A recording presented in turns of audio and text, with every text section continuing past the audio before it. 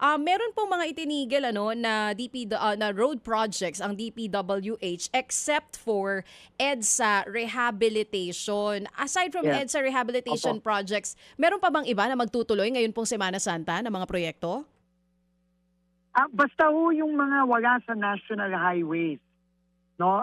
Tuloy-tuloy naman po 'yon, no? Pero sa national highway po kasi kahapon nga inanunsyo po ni Secretary John Vic Remulla yung direktiba ng Pangulo na kailangan lang talaga na free-flowing yung ating national highways para wala akong tumutukod kasi malaking bagay ho yun kasi pagka tumukod, dagdag konsumo sa gasolina yun at dagdag perwisyo sa mga biyahero natin. So, yun ho muna ang pinatigil natin. Pero yung mga hindi naman national highway, tuloy-tuloy. Yung EDSA naman, special exemption yon.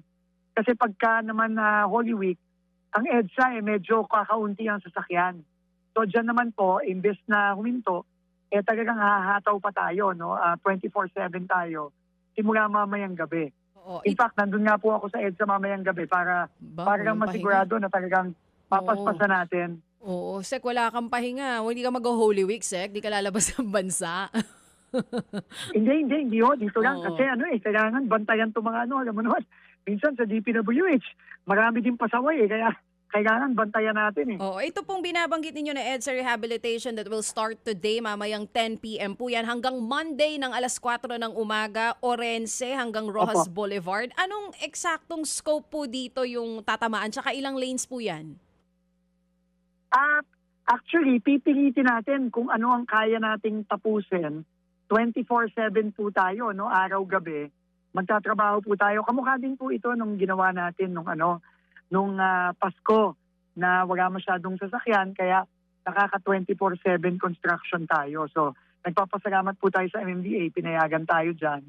Pero kasama na rin to sa pagpapaspas natin kasi sabi nga ni Pangulo, the earlier na matapos natin tong first phase ng EDSA rehab, the better. So, pipilitin natin kung ano ang kaya nating tapusin hanggang Lunes ng madaling araw.